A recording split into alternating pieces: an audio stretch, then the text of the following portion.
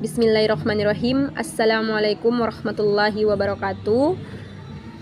Perkenalkan, nama saya Bunga Umahuk. Alhamdulillahirabbil alamin. Assalatu wassalamu ala asyrafil anbiya'i wal mursalin Sayyidina Muhammadin wa ala alihi wa ashabihi ajmain, amma ba'du. Pertama-tama mari kita mengucapkan puji syukur kehadirat Allah Subhanahu wa taala yang mana telah memberikan kita nikmat kesehatan dan kesempatan sehingga kita masih dapat menghirup udara yang segar sampai saat ini. Tak lupa pula salawat beserta salam kita haturkan kepada junjungan Nabi besar kita, Nabi Muhammad SAW, yang mana telah memperjuangkan dinul Islam dari zaman jahiliyah menuju zaman terang menerang yang kita rasakan saat ini.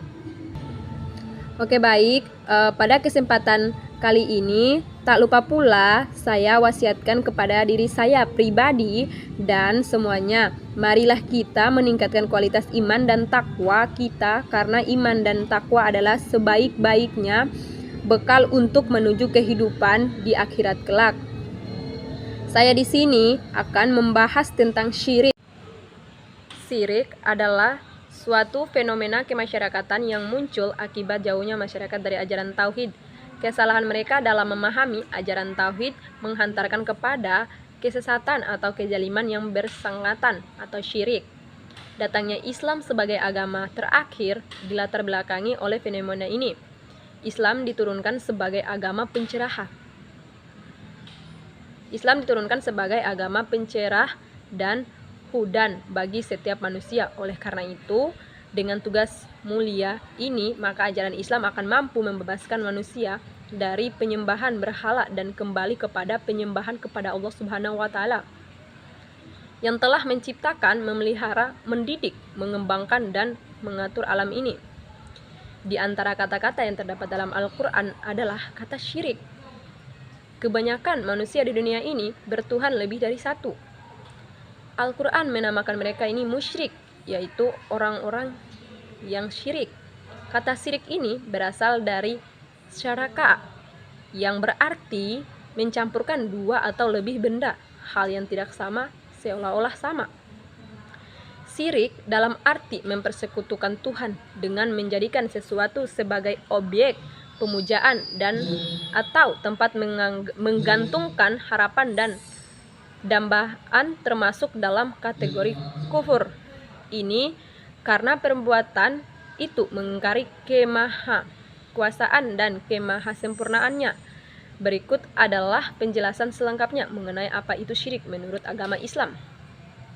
Syirik adalah menyekutukan Allah Subhanahu wa taala dalam rububiyahnya, uluhiyahnya, asma, nama-nama maupun sifatnya. Jika seorang hamba meyakini bahwa ada Tuhan selain Allah Subhanahu wa taala yang berhak untuk disembah, meyakini ada sang pencipta atau penolong selain Allah Subhanahu wa taala, maka ia telah musyrik.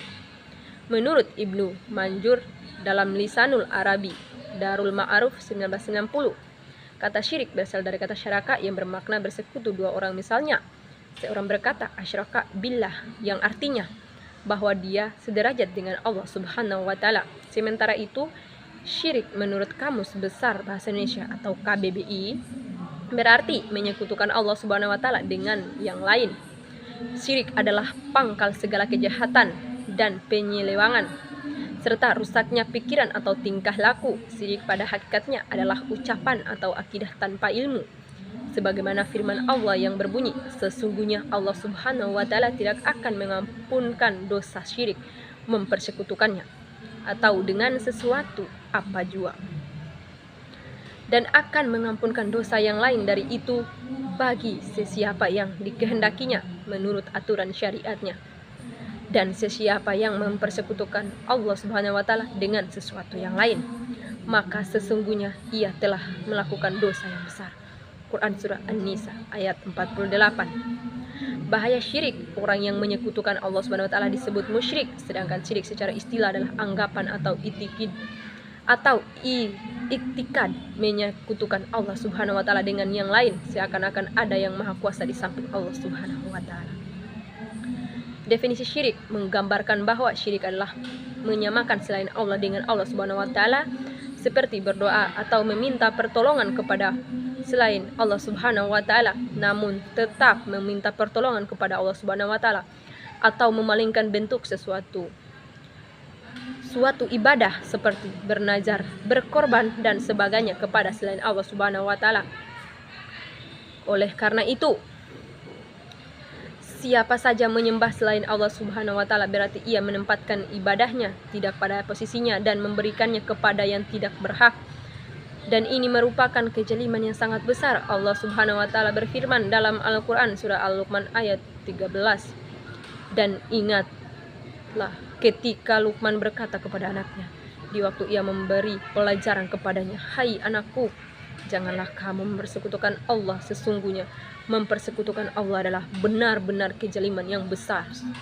Surah Luqman ayat 13. Selain itu, syirik juga dapat menghilangkan semua amal kebaikan yang telah dilakukan seseorang.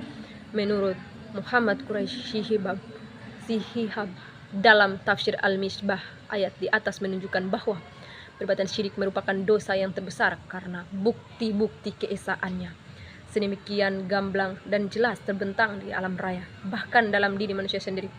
Allah Subhanahu wa taala telah menciptakan manusia dalam keadaan memiliki potensi untuk mengenalnya dan memenuhi tuntutan-tuntutannya.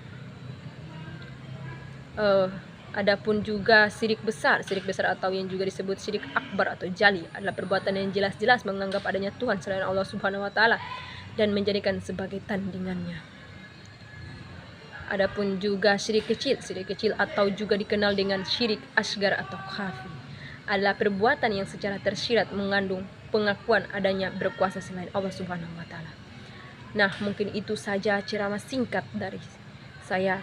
Kurang dan lebihnya saya mohon maaf. Saya akhiri.